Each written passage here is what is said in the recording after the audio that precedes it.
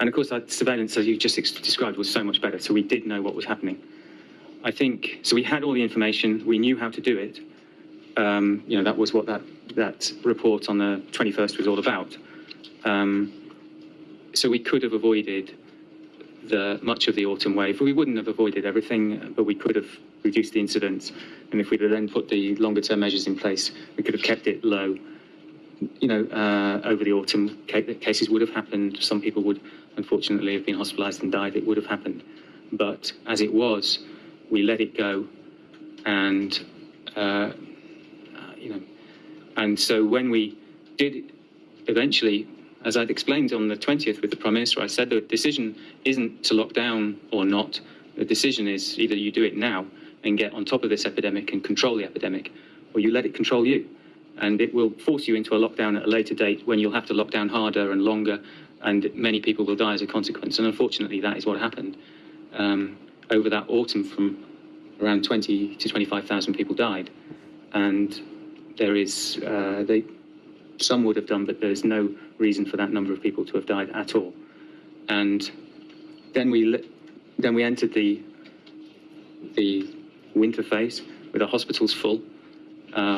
NHS staff having been under stress for months, as opposed to having, they could have been doing routine stuff that autumn and clearing the backlog and that was not the case. And then we got hit by the alpha wave, and so on top of all of this pressure, we then had this new virus that was, it took a little while, a couple of weeks to work out, but it was significantly more transmissible. Even worse, though we didn't know this until January, it was also more pathogenic. So we couldn't have been worse prepared, really. Why did the lockdown from the beginning of November to the beginning of December not bring the levels of incidence, the overall rate, down enough to stop the re-emergence of the greatest part of that second wave, in fact, the peak in January? So it wasn't as stringent as the original lockdown. The key reason that the schools were open, and I think everybody wanted the schools to be open, but there were other things. So there had been slight adjustments in who would be key workers and things like that. Was it long enough?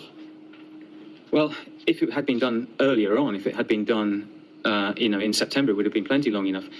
Or we could have done it around half term. So you'd have had the combination of the schools being closed. As it was, it happened just after half term. It was really made no. Again, it showed there was no real strategy, no long-term thinking. Instead of just bouncing into a panic decision, as opposed to taking a strategic view of it and getting a grip of the epidemic and doing what was necessary when it was necessary. Is that why, on account of all the things that you say were not done that should have been done, and because the consequence is so terrible that you describe in your statement that second wave was, for you, the worst moment of the epidemic? I said it publicly at the time. I really did think it was truly awful. And of course it was. Another 65,000 people died over the next few months.